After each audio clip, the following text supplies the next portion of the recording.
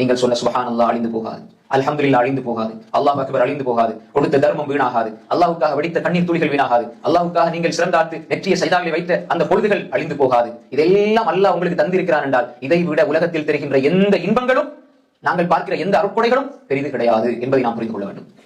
உலகத்தில் அல்லாஹ்வை துதிக்கிற நாவை அல்லாஹ் தந்திருக்கிறான் என்றால், அல்லாஹ்வை சிந்திக்கிற உள்ளத்தை அல்லாஹ் தந்திருக்கிறான் என்றால் அந்த உள்ளத்தினுடைய பெருமதி இந்த உலகத்தினுடைய அனைத்து சொத்துக்களை விட சிறந்தது. உமர் இப்னு கத்தாப் ரலியல்லாஹு அன்ஹு சொன்னார்கள், கவுலுல் அப்த், ஒரு அடியான் அல்லாஹு அக்பர் என்று சொல்வது கைரும் மின துன்யா வ மா ஃபீஹா, இந்த உலகத்தில் வஸ்துக்கள் எல்லாத்தோடையும் சிறந்தது இந்த ஒற்றை வார்த்தை. பாருங்க, அல்லாஹ் மிகப்பெரியவன் என்ற வார்த்தையை சொல்லுகின்ற அந்த எண்ணத்தை எனக்கு தாரானே அல்லாஹ். அப்ப எப்படி நாங்கள் அல்லாஹ் நன்றி செலுத்தணும்? இமாம் இப்னு ரஜப் அல்-ஹம்பலி ரஹிமஹுல்லாஹ் தனது ஃபத்வா பாரியில் எழுதியிருக்கிறார்கள். இப்னு ரஜப் ரஹிமஹுல்லாஹ் ஃபத்வா பாரியில் எழுதியிருக்கிறார்கள். இது இப்னு ஹஜர் ரஹிமஹுல்லாஹ் ஃபத்வா பாரி, அது வேறு.